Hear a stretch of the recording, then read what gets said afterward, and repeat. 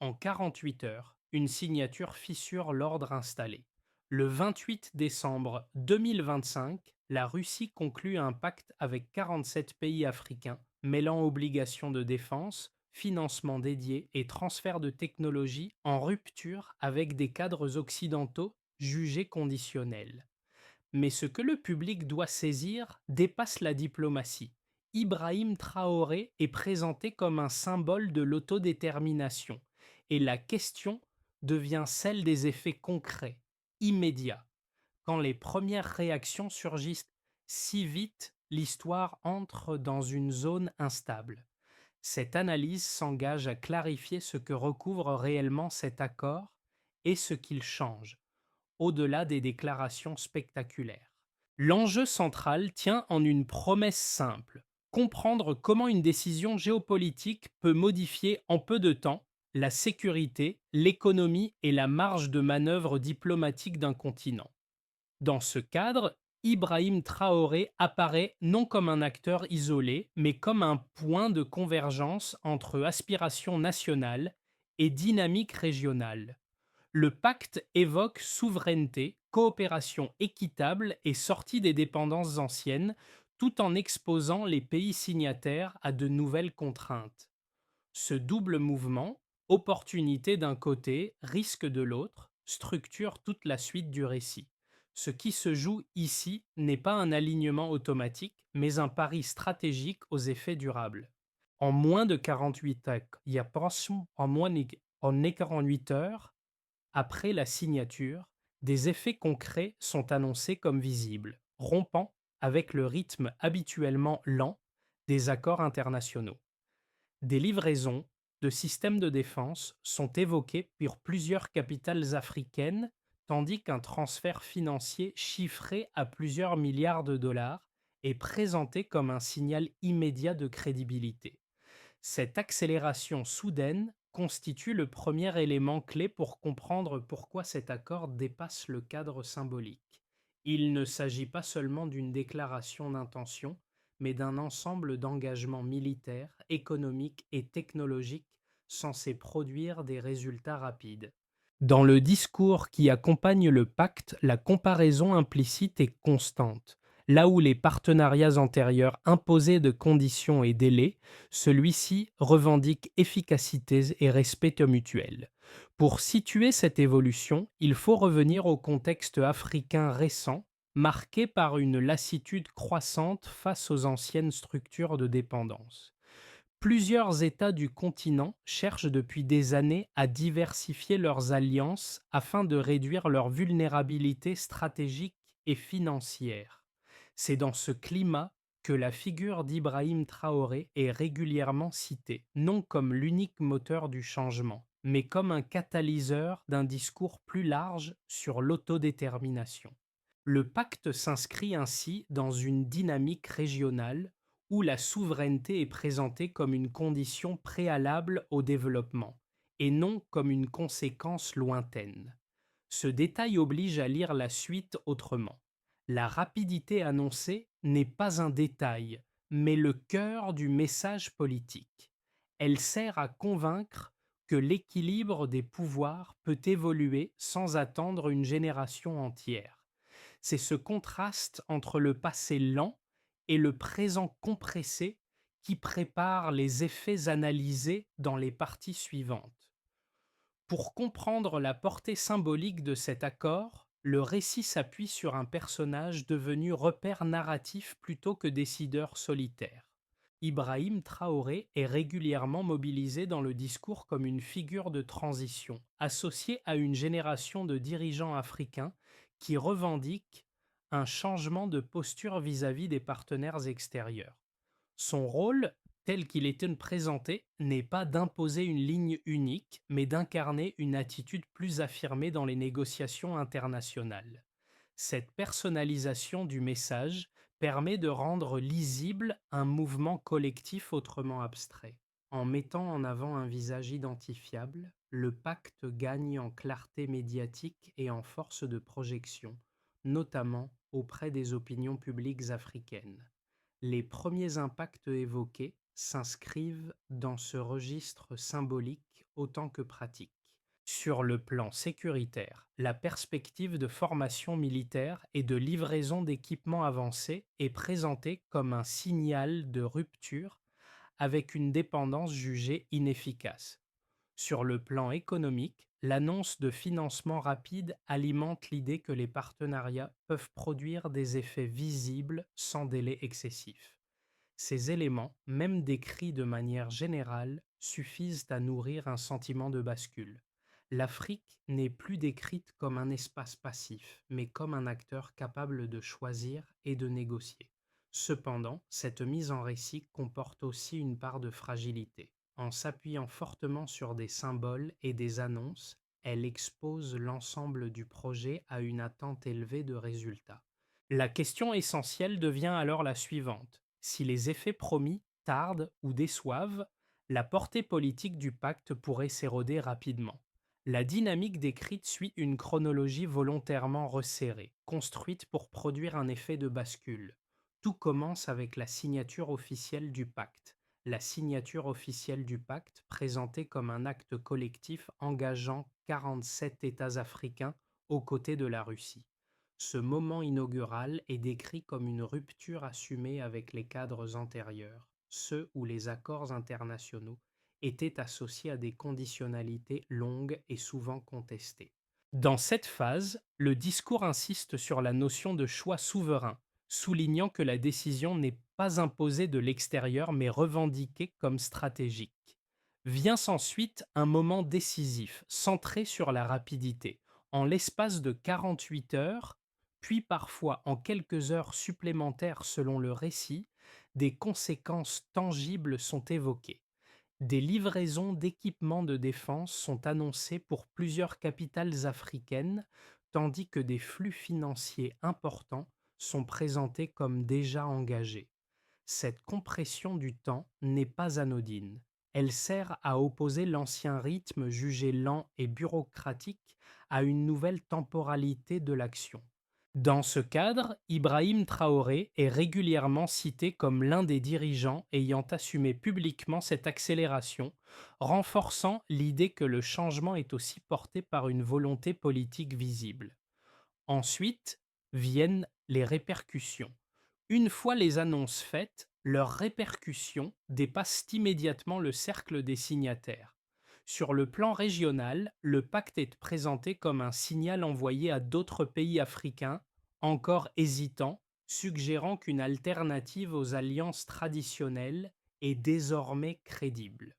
Sur le plan international, le récit met en avant une réaction occidentale prudente, marquée par l'incertitude quant à la manière de répondre à un continent qui affirme davantage son autonomie. Cette phase ne se limite pas au gouvernement. Elle inclut aussi les marchés, les acteurs économiques et les opinions publiques qui interprètent ces annonces comme les prémices d'un réalignement plus large. Cette succession rapide d'étapes crée un sentiment de mouvement irréversible. Le pacte n'est plus seulement un texte, mais une chaîne d'actions présentée comme déjà en cours. Toutefois, cette mise en scène de l'élan comporte une ambiguïté. Plus la narration insiste sur la vitesse, plus elle élève les attentes. Chaque annonce devient un jalon qui appelle une confirmation concrète, chaque engagement un test de crédibilité. Le récit reconnaît implicitement ce risque en soulignant que les premières livraisons et financements ne constituent qu'un début, et non un aboutissement. Puis une idée centrale s'impose. La transformation ne se mesure pas seulement à l'instant initial, mais à la capacité de maintenir le rythme. C'est là que la figure d'Ibrahim Traoré et d'autres dirigeants est réintroduite, non plus comme symbole de rupture, mais comme responsable de la continuité. La question n'est plus de savoir si l'événement a eu lieu, mais s'il peut s'inscrire dans la durée sans se diluer. Avant l'accord, la coopération sécuritaire et financière de nombreux États africains était décrite comme fragmentée, lente et conditionnée. Après la signature, le discours affirme un passage à des engagements immédiats et coordonnés. Ce contraste ouvre une lecture plus chiffrée, même lorsque les données restent présentées de manière agrégée plutôt que détaillée. La logique est simple. Établir un disant Quetzales avant, marqué par l'attente, et un après, caractérisé par la rapidité annoncée. Cette bascule constitue l'argument central de crédibilité du pacte. Un premier repère mis en avant concerne la sécurité. Le récit évoque la livraison de systèmes de défense avancés vers plusieurs capitales africaines dans un délai très court.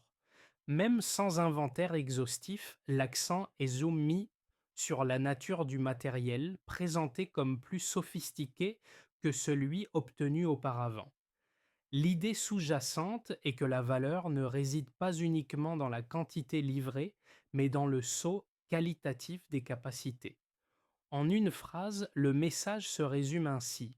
Une défense auparavant dépendante devient au moins en partie autonome. Cette formulation condense l'effet recherché sans multiplier les chiffres. Un autre repère relève du financement. Un transfert annoncé de l'ordre de plusieurs dizaines de milliards de dollars est présenté comme un signal immédiat de confiance économique. Ce montant, même évoqué de manière globale, sert à illustrer une rupture d'échelle. Là où les aides antérieures étaient souvent étalées sur plusieurs années et conditionnées à des réformes précises, le pacte revendique un flux rapide et centralisé. L'explication associée est courte et répétée. Des ressources rapides permettent de lancer des projets sans blocage administratif prolongé. Dans le récit, cette rapidité vaut presque autant que la somme elle-même. Un troisième repère concerne le facteur humain. Le texte évoque la formation de centaines de milliers de soldats africains par des partenaires extérieurs, chiffre présenté comme une projection plutôt qu'un état immédiat. Ce nombre sert à suggérer l'ampleur continentale du programme et non à décrire un résultat déjà mesuré. L'explication reste qualitative. Former à grande échelle modifie la structure des forces armées et réduit la dépendance à des soutiens ponctuels. Ici encore, le chiffre agit comme un marqueur d'ambition plus que comme un bilan. Ces trois éléments, sécurité, financement et formation, sont systématiquement mis en relation pour produire un effet cumulatif. Pris isolément, chacun pourrait sembler insuffisant. Ensemble, ils dessinent une trajectoire. C'est à ce niveau que la figure d'Ibrahim Traoré est réintroduite, non pour ajouter des données, mais pour relier les chiffres à un discours politique. Il est présenté comme l'un de ceux qui insistent sur la cohérence entre moyens annoncés et objectifs de souveraineté. Cependant, cette lecture quantitative comporte une limite clairement implicite. Les chiffres cités sont des annonces, non des audits. Leur fonction principale est narrative, prouver que le pacte ne se réduit pas à des mots. La crédibilité finale dépendra de la capacité à transformer ces volumes annoncés en résultats observables. En attendant, la comparaison avant-après remplit son rôle. Installer l'idée qu'un seuil a été franchi, même si la mesure précise reste à venir. Pour évaluer cet accord sans le réduire à un récit univoque, le discours intègre volontairement les objections les plus solides. La première critique porte sur le risque de dépendance déplacée. Selon cet argument, rompre avec des partenaires occidentaux ne garantit pas l'autonomie si de nouveaux liens deviennent tout aussi structurants.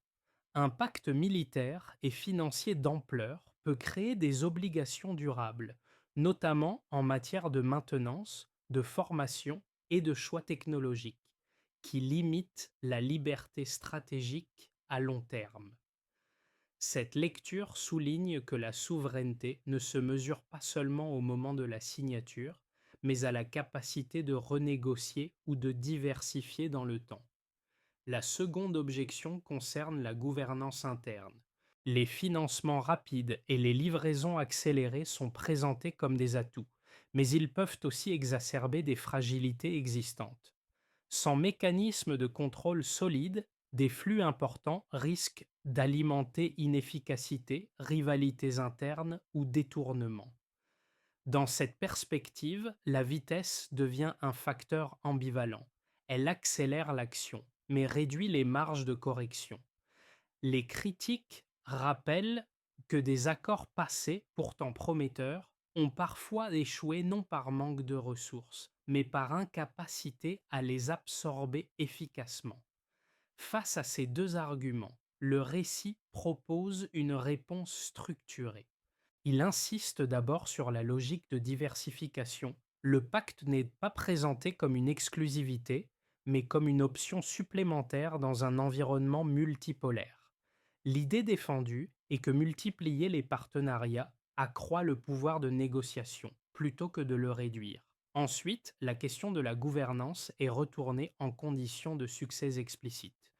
Le discours reconnaît que sans réformes internes et sans transparence, aucun partenariat, quel qu'il soit, ne peut produire les effets escomptés. Cette reconnaissance vise à désamorcer l'accusation de naïveté. Enfin, l'argumentaire conclut sur un point d'équilibre. Le pacte est décrit comme un outil, non comme une garantie automatique. Il ouvre des possibilités, mais n'annule ni les responsabilités nationales, ni les risques structurels. C'est dans cette zone grise entre opportunité et contrainte que se joue la crédibilité du projet.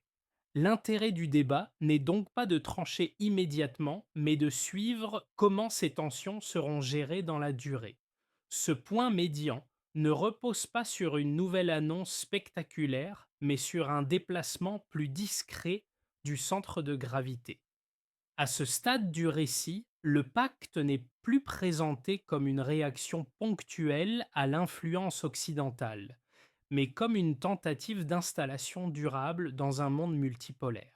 La nouveauté tient moins aux partenaires choisis qu'à la manière dont l'Afrique se positionne, non plus en périphérie des décisions globales, mais comme un bloc capable de peser collectivement. Cette révélation change la lecture des événements précédents. Les livraisons, les financements et les formations ne sont plus seulement des symboles de rupture, mais les premiers éléments d'une architecture plus large. Le discours suggère que l'objectif réel est d'acquérir une capacité de négociation renforcée en jouant sur plusieurs axes à la fois. Dans cette optique, Ibrahim Traoré est à nouveau cité comme un repère discursif, incarnant l'idée que la souveraineté se construit autant par le rapport de force que par la constance stratégique. Ce basculement oblige aussi à revoir les attentes. Si l'enjeu est structurel, alors les résultats ne peuvent pas être jugés uniquement à court terme. La question centrale devient celle de la cohérence. Les annonces rapides sont-elles compatibles avec une stratégie de long souffle? Ce doute n'affaiblit pas nécessairement le projet, mais il en redéfinit les critères d'évaluation. À partir d'ici, le débat quitte le terrain de l'événement pour entrer dans celui des conséquences. Les effets évoqués du pacte se déclinent différemment selon les acteurs concernés, et c'est à ce niveau que le discours gagne en densité. Pour les États africains signataires, la première conséquence mise en avant est politique. La possibilité de parler d'une seule voix sur des dossiers de sécurité et de développement est présentée comme un levier inédit. Cette coordination renforce la capacité de négociation dans les forums internationaux, où l'Afrique était souvent fragmentée. Dans ce cadre, l'accord est décrit comme une plateforme commune plutôt qu'une simple addition d'intérêts nationaux, ce qui modifie la perception du continent comme acteur collectif. Pour les gouvernements, une seconde conséquence réside dans la marge de manœuvre stratégique. Le pacte est présenté comme un moyen de réduire la pression extérieure en diversifiant les alliances. Cette diversification est censée offrir plus de latitude dans les choix budgétaires, militaires et diplomatiques. Toutefois, cette liberté accrue s'accompagne d'une responsabilité renforcée. Les décisions prises ne peuvent plus être justifiées par des contraintes imposées de l'extérieur. C'est ici que la référence à Ibrahim Traoré revient comme symbole d'un leadership assumé. associé à l'idée que la souveraineté implique aussi une reddition de comptes plus directe envers les populations. Du côté des entreprises, les conséquences évoquées sont principalement économiques. Le discours insiste sur les opportunités liées aux investissements annoncés dans les infrastructures, l'énergie et les industries de transformation. La promesse centrale est celle d'un environnement plus prévisible, soutenu par des financements importants et des partenariats à long terme. Cette perspective était présentée comme une rupture avec des cycles d'aide fragmentés qui limitaient la planification industrielle. En parallèle, le récit reconnaît que ces opportunités s'accompagnent d'une concurrence accrue et d'un besoin de compétences locales capables d'absorber les projets. Pour les citoyens, les effets attendus sont plus indirects mais tout aussi centraux dans la narration. La sécurité renforcée est décrite comme un préalable à toute amélioration des conditions de vie. À cela s'ajoute l'espoir d'emploi généré par les chantiers d'infrastructures et par le développement d'industries locales. Le discours souligne que ces bénéfices ne sont pas automatiques. Ils dépendent de la capacité des États à traduire les accords macroéconomiques en politiques publiques concrètes. Néanmoins, l'idée dominante est celle d'une perspective tangible opposée à des promesses lointaines. Enfin, au niveau régional et international, les conséquences prennent de la forme d'un rééquilibrage. Le pacte est décrit comme un signal adressé aux puissances établies, indiquant que l'Afrique n'est plus un terrain de compétition passive, mais un acteur qui choisit ses partenaires. Cette évolution est présentée comme susceptible de modifier les stratégies occidentales, contraintes de s'adapter à une Afrique plus assertive. Là encore, la figure d'Ibrahim Traoré sert de point d'ancrage narratif, rappelant que ces transformations reposent autant sur des décisions humaines que sur des dynamiques structurelles. Dans l'ensemble, ces conséquences ne sont pas décrites comme des certitudes, mais comme des trajectoires possibles. Le pacte ouvre des chemins sans garantir leur issue. C'est cette combinaison d'opportunités concrètes et d'incertitudes persistantes qui donne au moment sa portée réelle au-delà de l'événement initial. À moyen terme, trois trajectoires possibles sont évoquées, chacune reposant sur les mêmes éléments mais interprétées différemment. Dans l'hypothèse la plus probable, une mise en œuvre progressive du pacte, sans accélération ni rupture majeure. Les livraisons et financements annoncés se déploient de manière inégale, certains projets avançant plus vite que d'autres, selon les capacités nationales. Dans cette hypothèse, l'accord ne transforme pas immédiatement les équilibres, mais il modifie lentement les rapports de force, en offrant aux États africains une option supplémentaire dans leurs négociations internationales. Dans une lecture plus optimiste, tout repose sur une convergence de facteurs favorables. Les engagements sécuritaires sont suivis d'effets mesurables, permettant une amélioration de la stabilité dans certaines zones clés. Les investissements annoncés se traduisent par des chantiers visibles, créant des emplois et renforçant les infrastructures régionales. Dans cette configuration, le pacte devient un levier de crédibilité. Il démontre que des partenariats alternatifs peuvent produire des résultats concrets dans des délais raisonnables.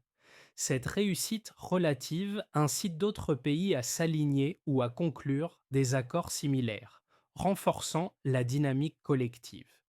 Dans une lecture plus pessimiste, l'accent est mis sur les frictions. Les annonces initiales se heurtent à des obstacles logistiques, politiques ou financiers. Les attentes élevées créées par la rapidité du récit ne sont pas pleinement satisfaites, ce qui nourrit des déceptions internes. Sur le plan international, cette situation alimente les critiques sur une dépendance mal maîtrisée ou sur une surestimation des capacités de mise en œuvre. Dans ce cas, le pacte conserve une portée symbolique forte, mais ses effets pratiques restent limités, voire contestés.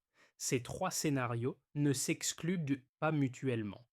ils peuvent coexister selon les pays, les secteurs et les périodes. L'intérêt de cette projection n'est pas de prédire l'avenir, mais de fournir une grille de lecture.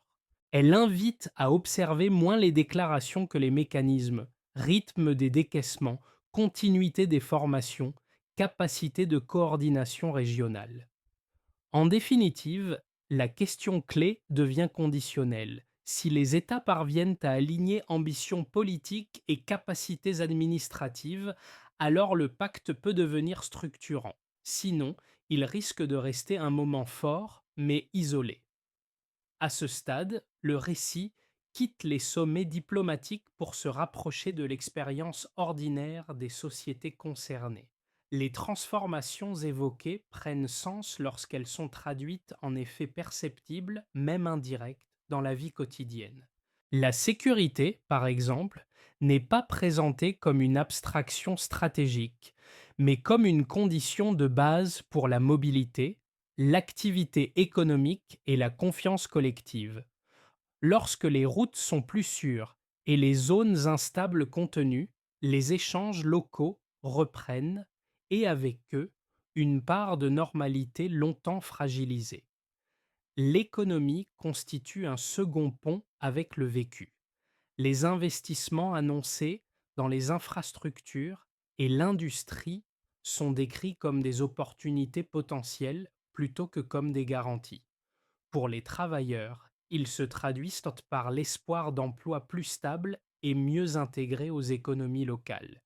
Pour les petites entreprises, ils ouvrent la perspective de marchés élargis liés aux chantiers et aux services connexes. Le discours insiste toutefois sur un point clé. Sans politique publique adaptée, ces opportunités peuvent rester concentrées et ne pas irriguer l'ensemble de la société. Un troisième niveau touche à la perception et à la dignité. Être considéré comme un partenaire à part entière sur la scène internationale influence la manière dont les populations se projettent dans l'avenir. Cette reconnaissance symbolique peut renforcer la confiance collective et la participation civique, à condition qu'elle soit accompagnée de résultats tangibles. À l'inverse, un décalage trop grand entre discours et réalité risque d'alimenter le scepticisme. Enfin, le récit invite implicitement à une posture active du public. Les transformations structurelles ne sont pas décrites comme automatiques. Elles dépendent aussi de la capacité des sociétés à demander des comptes, à suivre l'exécution des projets et à s'approprier les changements. Le pacte tel qu'il est dit présenté crée un cadre. Son impact réel se jouera dans l'interaction entre décisions politiques, institutions et attentes sociales, là où les enjeux géopolitiques rencontrent le quotidien. La crédibilité du pacte repose désormais sur une succession d'actions concrètes présentées comme un chemin clair plutôt qu'une promesse vague. D'abord, il s'agit de traduire les accords politiques en dispositifs opérationnels clairs, définir qui fait quoi, sur quel territoire et selon quel calendrier. Cette phase est décrite comme décisive car elle conditionne le passage du symbole à l'action mesurable. Sans cette clarification initiale, les engagements risquent de rester dispersés et difficiles à évaluer. Ensuite, l'enjeu porte sur la coordination régionale. Le discours insiste sur la nécessité d'aligner les priorités nationales avec des objectifs continentaux, afin d'éviter une mise en concurrence des projets. Dans cette logique, les mécanismes communs de suivi et de partage d'informations deviennent essentiels. Ils doivent permettre d'identifier rapidement les blocages et de réallouer les ressources si nécessaire. Cette coordination est présentée comme un test majeur de la capacité africaine à agir collectivement au-delà des déclarations. Après cela, l'attention se porte sur la gouvernance et à la mesure des résultats. Les financements et les formations annoncées sont associés à des indicateurs simples, censés permettre une lecture transparente des progrès. L'idée n'est pas de multiplier les audits complexes, mais de rendre visibles des avancées concrètes, infrastructures lancées, capacité renforcée, délai respecté. Dans ce cadre, la référence à Ibrahim Traoré revient comme point d'ancrage politique, non pour personnifier l'ensemble du processus, mais pour rappeler que des dirigeants se sont publiquement engagés sur des résultats. Enfin, la trajectoire inclut une dimension d'ajustement. Le pacte est présenté comme évolutif, susceptible d'être corrigé en fonction des retours du terrain et des changements géopolitiques. Cette flexibilité est mise en avant comme une condition de durabilité. Elle reconnaît implicitement que toutes les hypothèses initiales ne se vérifieront pas, mais que la capacité à apprendre et à corriger peut faire la différence entre un accord figé et un partenariat structurant. Le récit revient ici au point d'appui humain introduit plus tôt, non pour clore le débat, mais pour lui donner une résonance. La figure mise en avant au fil du texte sert de fil conducteur, rappelant que les grandes transformations géopolitiques ne prennent sens qu'à travers des choix incarnés. Ibrahim Traoré réapparaît ainsi comme un repère narratif associé à une période où des décisions rapides ont concentré espoir et interrogation. Ce retour ne vise pas à magnifier un individu, mais à souligner le poids symbolique attaché au moment de rupture. À ce stade, l'accord n'est plus seulement perçu comme une alliance internationale. Il devient un miroir des attentes projetées sur l'avenir du continent. Autonomie, respect, capacité d'agir selon ses propres priorités. Les promesses évoquées au début trouvent ici un écho plus nuancé. Elles restent ouvertes, conditionnées par la continuité des efforts, la cohérence des politiques et la gestion des tensions internes. Le contraste entre l'élan initial et la complexité de la durée donne au récit sa profondeur. La conclusion émotionnelle ne cherche donc pas à figer une interprétation. Elle rappelle que ce moment est avant tout un seuil. Derrière les annonces et les symboles, l'essentiel réside dans la trajectoire qui s'esquisse et dans la manière dont elle sera habitée par les sociétés concernées. Le pacte marque un tournant potentiel, mais son sens final dépendra de ce qui suivra jour après jour. Au terme de ce parcours, le pacte apparaît moins comme une conclusion que comme une invitation à observer autrement les relations internationales. Il met en scène une Afrique qui cherche à redéfinir sa place, non dans l'isolement, mais dans un jeu d'alliances plus ouvert et plus affirmé. Cette évolution touche autant aux équilibres géopolitiques qu'aux représentations collectives, en proposant une image du continent capable d'initiative et de choix stratégiques. Elle interpelle aussi les autres blocs, contraints de revoir leurs approches face à des partenaires moins disposés à accepter des cadres hérités. Pour le public, l'enjeu dépasse l'actualité immédiate. Il s'agit de comprendre comment ces décisions s'inscrivent dans des trajectoires longues faites d'avancées, de corrections et parfois de recul. La question n'est pas seulement de savoir si cet accord réussira, mais ce qu'il révèle des aspirations contemporaines à la souveraineté, à l'équilibre et à la reconnaissance mutuelle. En ce sens, le pacte fonctionne comme un symbole, mais aussi comme un test. La discussion reste donc ouverte. Faut-il y voir une opportunité historique ou un pari risqué dans un monde déjà fragmenté? Comment mesurer, dans le temps, la frontière entre autonomie renforcée et nouvelles contraintes? Ces interrogations ne se ferment pas ici.